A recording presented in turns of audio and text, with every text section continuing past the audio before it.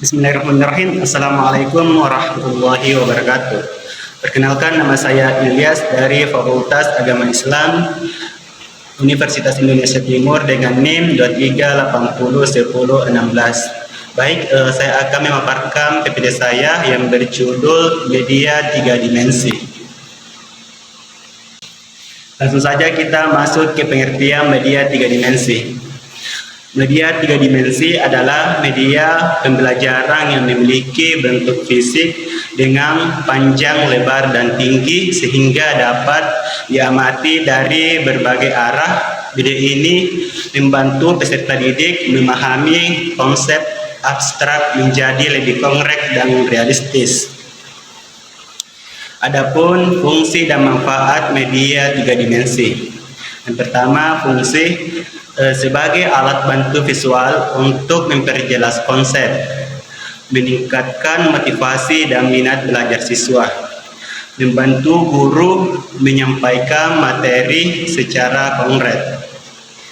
Adapun manfaatnya, mempermudah pemahaman materi abstrak. Adapun jenis-jenis media tiga dimensi. Media tiga dimensi memiliki beragam bentuk dan jenis yang dapat disesuaikan dengan tujuan pembelajaran serta karakteristik peserta didik. Setiap jenis media memiliki fungsi dan keunggulan tersendiri dalam membantu proses belajar. Yang pertama, model atau maket. Model atau maket merupakan tiruan dari suatu objek nyata yang diperkecil atau diperbesar ukurannya, namun tetap mempertahankan bentuk dan proporsinya. Contohnya antara lain model tata surya, maket penggunaan, dan model sistem orang, tubuh manusia. Model ini berfungsi untuk membantu siswa memahami struktur atau mekanisme dari suatu objek yang sulit diamati secara langsung. Kedua, diorama. Diorama adalah representasi tiga dimensi dari suatu peristiwa atau situasi yang disusun dalam ruangan terbatas, biasanya dalam kotak kaca atau bingkai. Diorama banyak digunakan untuk menggambarkan partisipasi sejarah, ekosistem, atau kehidupan sehari-hari secara visual.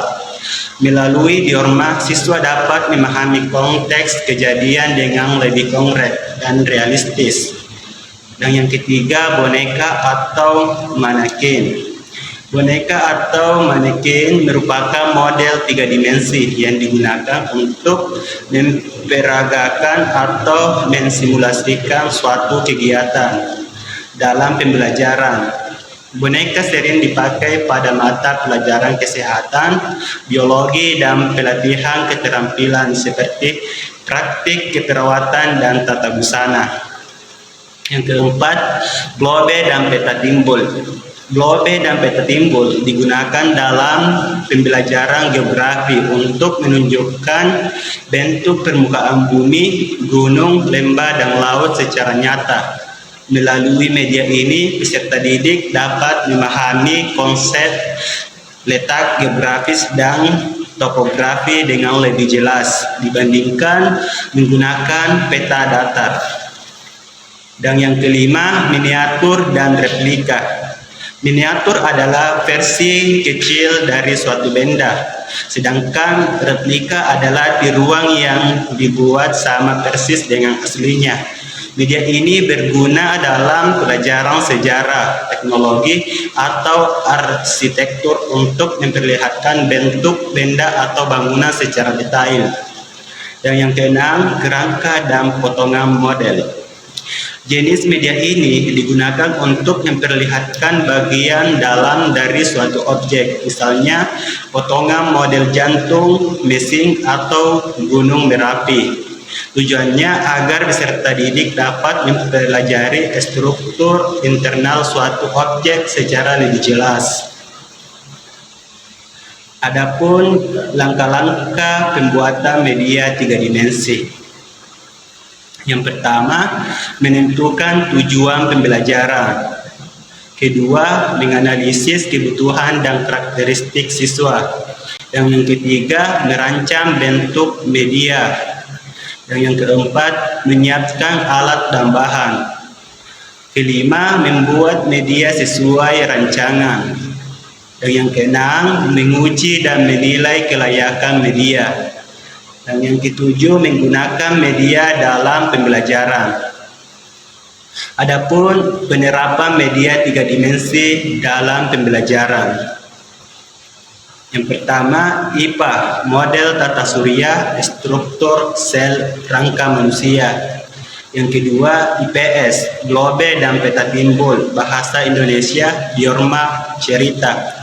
Dan yang ketiga, seni budaya, miniatur, rumah adat atau patung. Adapun kesimpulan, media 3 dimensi membantu peserta didik memahami konsep secara konkret, meningkatkan motivasi belajar, serta membuat proses pembelajaran lebih menarik dan bermakna. Guru diharapkan mampu memanfaatkan dan mengembangkan media ini secara kreatif untuk meningkatkan kualitas pembelajaran. Mungkin itu saja paparan materi dari saya, kurang dan lebihnya saya tutup dengan hamdalah.